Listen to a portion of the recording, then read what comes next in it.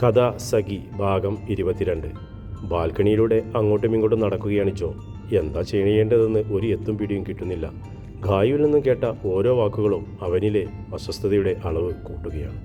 വാശിക്കാരിയാണ് അവൾ. എടുക്കുന്ന തീരുമാനത്തിൽ നിന്നും പിന്തിരിപ്പിക്കുക എന്നത് അതുപോലെ അസാധ്യമായ കാര്യമാണ്. പക്ഷേ ഇവിടെ അവളുടെ വാശിക്ക് മുന്നിൽ താണുകൊടുക്കാൻ സാധിക്കില്ല. എങ്ങനെയെങ്കിലും ഗായുവിനെ ഇവിടെ നിന്നും കൊണ്ടുപോയേ വെക്കൂ. എങ്ങനെ? ആലോചനയോടെ വീണ്ടും അവന വരാന്തയിലൂടെ നടന്നു. പെട്ടെന്ന് എന്തോ ഒരു ഉപായം മനസ്സിൽ തെളിഞ്ഞു വന്നതോ പിടിച്ചു കെട്ടിയതുപോലെ അവൻ്റെ നടത്തു നിന്നു. നന്ദൻ. അവൻ്റെ മുഖം മനസ്സിൽ തെളിഞ്ഞതും ആശ്വാസത്തിൻ്റെ ചെറുകണിക അവൻ്റെ മുഖത്തു പ്രകടമായ അതേ നിമിഷം തന്നെ അവൻ്റെ ഉള്ളിലേക്ക് മറ്റൊരുവൻ്റെ മുഖം കൂടി തെളിഞ്ഞു വന്നു. ദേവൻ. വീണ്ടും അവൻ്റെ മനസ്സ് അസ്വസ്ഥമായി ചിന്തിക്കാൻ തുടങ്ങി. മുന്നിലെ വഴികൾ ആരോ തീരുമാനിച്ചുറപ്പിച്ചു കൊട്ടിയടക്കപ്പെട്ടതുപോലെ തോന്നിയവന് ദേവൻ. അവനറിയാതെ ഒന്നും നടക്കില്ല. അറിഞ്ഞാൽ പിന്നെ നടക്കാൻ പോകുന്നത് എന്തെന്ന് ഓർക്കാൻ പോലും വയ്യ. കർത്താവായിട്ട് ഇതിനൊരു വഴി കണ്ടെത്തി തന്നാൽ മതിയായിരുന്നു മനസ്സിൽ പറഞ്ഞുകൊണ്ടവൻ പിന്തിരിഞ്ഞു മുറിയിലേക്ക് നടന്നു.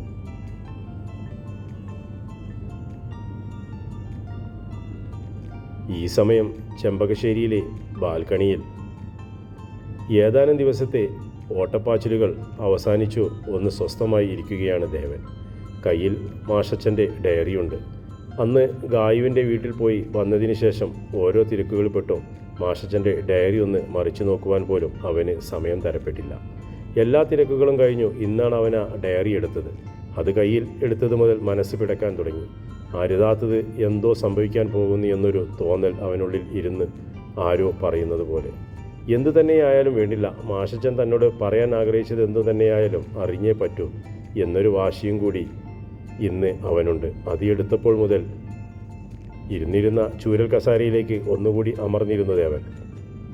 വരാൻ പോകുന്ന എന്തിനേയും നേരിടാൻ തയ്യാറായി എന്നോണം താളം തെറ്റി തുടികൊട്ടുന്ന ഹൃദയതാളത്തെ നേരെയാക്കാൻ ശ്രമിച്ചും കൊണ്ട് അവൻ ആ ഡയറി വലം കൈകൊണ്ട് തുറന്നു. നാളെ മരണമെന്നെയും മാടി വിളിക്കും. പോകാതിരിക്കാൻ നിവർത്തിയില്ല. ആരോടും ഒരു വാക്ക് ഉരിയാടാതെ മരണത്തിൻ്റെ പടിവാതിൽ കടന്ന് യാത്രയാകാൻ ഞാനും തയ്യാറായി കഴിഞ്ഞു. പക്ഷേ എന്നിലൂടെ ചില സത്യങ്ങൾ അറിയാൻ ബാക്കിയുണ്ട്. ഇനിയൊരിക്കലും എനിക്കത് നേരിട്ട് പറയാൻ കഴിഞ്ഞില്ലെന്ന് വരാം. ഞാൻ പറയാൻ ആഗ്രഹിച്ച ഓരോ വാക്കുകളും എന്നിലൂടെ നീ അറിയണം. അതിനു ഈ ഡയറി ഒരു നിമിത്തമാകട്ടെ എന്ന് മാഷച്ചൻ. എല്ലാം മുൻകൂട്ടി കണ്ടിരുന്ന മാഷച്ചൻ എന്നല്ലേ ഇതിനർത്ഥം? നേരിട്ട് പറയാൻ ആഗ്രഹിച്ചതാണ്, പക്ഷേ വിധി അതിനനുവദിച്ചില്ല. എങ്ങനെ അറിയിക്കാനായിരിക്കും നിയോഗം? എന്താ ആദ്യ പേജിൽ നിന്നും ഏകദേശം എന്തോ ഒരു സൂചന ലഭിച്ചതും എത്രയും പെട്ടെന്ന് ബാക്കി പേജുകളിൽ എന്തെന്നറിയാനുള്ള ആകാംക്ഷ അവനിൽ ഉളവായി. പെട്ടെന്ന് തന്നെ അവൻ്റെ കൈവിരലുകൾ ദ്രുതഗതിയിൽ ചലിക്കാൻ തുടങ്ങി അടുത്ത താളുകളിലേക്ക്. ആചാരത്തിൻ്റെയും അനുഷ്ഠാനത്തിൻ്റെയും പേരിൽ ഒരു പെണ്ണിൻ്റെ ജീവിതം തകർന്നടിയുന്നത് കണ്ടു നിൽക്കാൻ ശേഷിയില്ലാത്തതുകൊണ്ട് അവസാനകാലം വരെ കാത്തുരക്ഷിച്ചോളാമെന്ന വാക്കു നൽകി കൂടെ കൂട്ടിയവൾ എന്നേക്കുമായി തനിച്ചാക്കി വിട്ടകന്നു. അവളെ തിരക്കി ഇന്നവർ വന്നിരുന്നു. പടിയടച്ചു, പിണ്ടം വെച്ചു, എന്നേക്കുമായി ഉപേക്ഷിച്ചവളെ അന്വേഷിച്ചു. എന്തിനവർ വന്നു? ആദ്യ പേജിൽ തുടർച്ചയെന്നോണം തുടർന്നു വന്ന അടുത്ത പേജിലെ വാചകങ്ങൾ കണ്ടതും നന്ദൻ ഒരിക്കൽ പറഞ്ഞ വാക്കുകൾ ദേവൻ്റെ ഓർമ്മയിൽ തെളിഞ്ഞു വന്നു. ദേവൻ ഉടനെ അടുത്ത പേജ് മറിച്ചു. സാവിത്രിക്കുട്ടി. ഇന്നവർ വന്നിരുന്നു. എന്തിനു വന്നു എന്ന് പറഞ്ഞില്ല. പെങ്ങളെ കാണണമെന്നൊരാഗ്രഹം പറഞ്ഞു കാണിച്ചു കൊടുത്തു. കുറ്റബോധമോ നിരാശയോ അതോ തങ്ങളുടെ ഭാഗ്യത്തെ എന്നേക്കുമായി നഷ്ടപ്പെട്ടതിൻ്റെ കുറ്റബോധമോ എന്താണെന്നറിയില്ല. സാവിത്രി അവരുടെ മുഖത്ത് എന്തോ ഒന്ന് നിയലിച്ചിരുന്നു. വന്ന കാര്യം പറയുക പോലും ചെയ്യാതെ ഉടനെ അവർ അവിടെ നിന്ന് മടങ്ങി. തുടർന്ന് വന്ന പേജിലെ വാചകങ്ങൾ വായിച്ചു കഴിഞ്ഞതും ദേവൻ്റെ ഉള്ളിൽ സംശയങ്ങൾ പൊട്ടിമുളയ്ക്കാൻ തുടങ്ങി. അവൻ്റെ മനസ്സും അതിലെ ചോദ്യം ആവർത്തിച്ചു. എന്തിനായിരുന്നു അവർ വന്നത്? അടുത്തത് എന്തെന്നറിയാനുള്ള ആകാംക്ഷയോടെ അവൻ്റെ കൈ വിരലുകൾ ചലനം ദ്രുതഗതിയിൽ വർദ്ധിച്ചു. ഇതിനോടകം തന്നെ അടുത്ത പേജും മറിക്കപ്പെട്ടു. ഇത്ര നാളുമില്ലാത്ത എന്തോ ഒരു പേടി മനസ്സിൽ കുടിയേറിയിട്ട് കുറച്ചു നാളായി.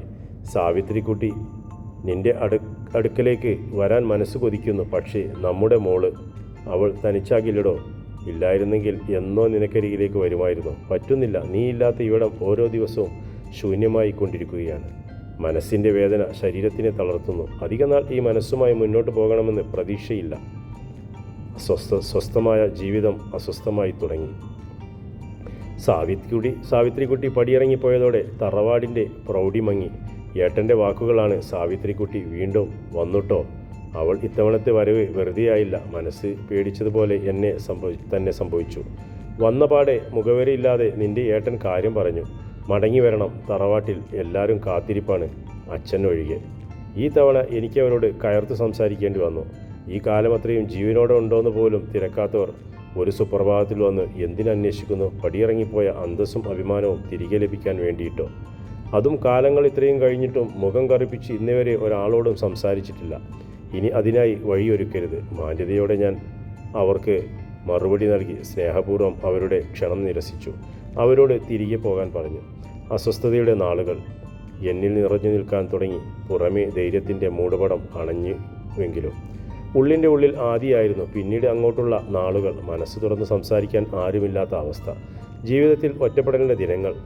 താൻ അരികിലുണ്ടായിരുന്നു എന്ന ആശിച്ച നാളുകൾ. ആദി നിറഞ്ഞ എഴുത്തുകളായിരുന്നു ഓരോ പേജിലെയും. മാത്രമല്ല, എന്തോ ഒരു പേടിയും മാഷച്ചനെ വല്ലാതെ അലട്ടിയിരുന്നു എന്ന് ഓരോ വാക്കുകളിൽ നിന്നും അവൻ മനസ്സിലാക്കി. എന്തു തന്നെ വന്നാലും ഇന്നിത് പൂർത്തിയാക്കണം എന്ന വാശി അവനിൽ ഉടലെടുത്തു കഴിഞ്ഞിരുന്നു. ഇതിനോടകം തന്നെ തന്നോട് പറയാൻ ബാക്കി വെച്ചത് എന്തെന്നറിയാനുള്ള ആകാംക്ഷയോടെ അവൻ ഓരോ പേജുകളും മറിക്കാൻ തുടങ്ങി. ചില പേജുകൾ ശൂന്യമായി കാണപ്പെട്ടു. എന്നാൽ മറ്റു ചില പേജുകളിൽ ആകട്ടെ ഒറ്റപ്പെടലിൻ്റെ വേദനയും വാക്കുകൾ ആയിരുന്നു. പിന്നെയും കുറേ പേജുകൾ അവൻ്റെ കൈവിരലുകളാൽ മറിക്കപ്പെട്ടു.